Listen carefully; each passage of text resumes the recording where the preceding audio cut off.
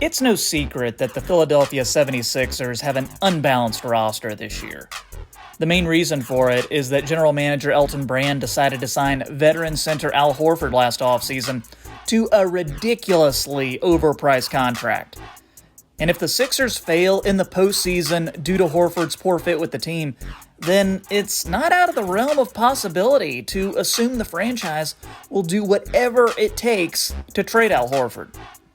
In today's video, I'm making the case for 5 trades the Sixers could make to get Horford off the books, bring back some value, and try to salvage one of the worst free agent signings in recent memory.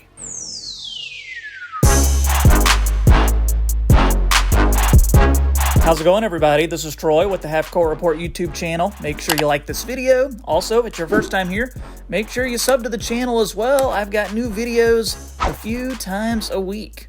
So let's get into today's video and see if we can find some trades for Al Horford. And let me preface this by saying Al Horford is not a bad player. He's great in the locker room. He doesn't complain about his role. And he's a guy who wants to win. The issue with Al Horford is just that he makes way too much money. He'll be paid more than $80 million over the next 3 seasons, and that's simply too much for a 34-year-old player whose best years are behind him. To make matters worse, his fit is not good with the Sixers, and I've said it before, I believe in failing fast. It's in Philly's best interest to realize their mistake, cut their losses, and trade Horford this offseason before his skills deteriorate any further. There's a few things to keep in mind with these trades. In accordance with NBA rules, the combined salaries of the players on the teams involved will need to match pretty closely. So you can't trade Horford for a guy making $5 million. That's just not going to work. Plus, in order to convince another team to even take Horford, the Sixers would likely have to include a young player or draft pick to sweeten the pot. So with that, let's see what trades we can come up with. The first trade is going to be Al Horford, Josh Richardson, and a future pick to the New Orleans Pelicans for Jrue Holiday, Darius Miller, and Nicola Melli. Jrue Holiday is rumored to be on the trade market. We've all heard that, and he was a popular player when he was in Philly his first 4 seasons in the league. Philly would value Holiday's shooting, and he could play at the 2-guard spot while Ben Simmons runs the point, and he could take over lead guard duties when Simmons sits. Holiday's defense is pretty good too. Then with Melli, he would provide more shooting for the Sixers. Darius Miller has been injured this year, but he's on an expiring contract for next season. For the Pelicans, I think Horford would provide a formidable defensive presence next to Zion Williamson, similar to what Derrick Favors offered them this year. Horford's money would also come off the books before Zion is eligible for a likely maximum extension. Josh Richardson would slot into that shooting guard spot, and don't forget, you'd still have Lonzo on the team, you'd still have a re-signed Brandon Ingram, and you'd have tons of picks from the Anthony Davis trade. Next up, how about if we trade Al Horford and a future pick to Houston for Eric Gordon, PJ Tucker, and Ben McLemore? When Eric Gordon is healthy, he provides some excellent outside shooting, and Philly would love that. That's something they've always needed in their lineup with Ben Simmons and Joel Embiid. Ben McLemore, he can also heat it up from 3 some nights. PJ Tucker provides front court toughness, defense, and he's a playoff-tested veteran. For Houston, Horford gives the Rockets a legitimate center that provides defense and floor spacing.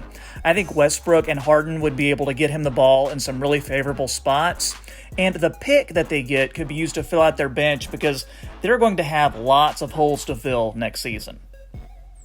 Another trade I like is Al Horford, Mike Scott, and Matisse Thybulle to the Charlotte Hornets for Terry Rozier and Cody Zeller. This trade could be an option to clear out some cap space for Philly, and the only asset you'd have to give up is Matisse Thybulle. Terry Rozier is more of a scorer rather than a facilitator, so I think he'd work well with Ben Simmons. His contract isn't that great, but it's much better than Horford's. Zeller is best as a backup center, but he can also start when Embiid misses games. That is, if Zeller isn't injured himself. He'll be expiring next year also. For Charlotte, I like the defense that Matisse Thybulle would bring. I know Charlotte fans like the idea of getting Onyeka Okongwu in the draft, so if you get those two guys, those are two nice defensive building blocks right there. Horford would help in building that identity too. Mike Scott gives you a guy who can stretch the floor. Basically just another move for Charlotte to collect players and build assets. And yeah, Philly would have to be pretty desperate because they love Thibault, but there is going to have to be some price to pay to get off Horford's deal. What do you think of this trade? Al Horford, Josh Richardson, and Matisse Thybulle to the Memphis Grizzlies for Gorgui Dieng, Dillon Brooks, and Kyle Anderson. This trade gives Philly a big expiring contract in Gorgui Dieng. He can also give you some solid minutes backing up Embiid too. Dillon Brooks can start at the 2, he can start at the 3, he can come off the bench. He also has a pretty team-friendly contract over the next few seasons. He'll provide defense, he can get hot from 3. Kyle Anderson is a solid vet who can play that point forward role. He makes the right plays on the floor. His contract isn't bad at $9 million a year.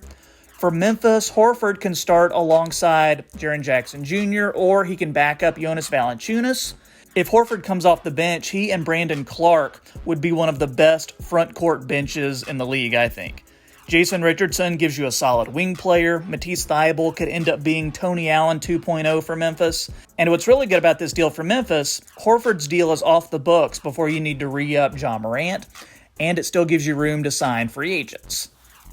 For this final trade, Philly's still giving up Horford, Richardson, and Thybulle, but this one is to Oklahoma City for Chris Paul and Mike Muscala.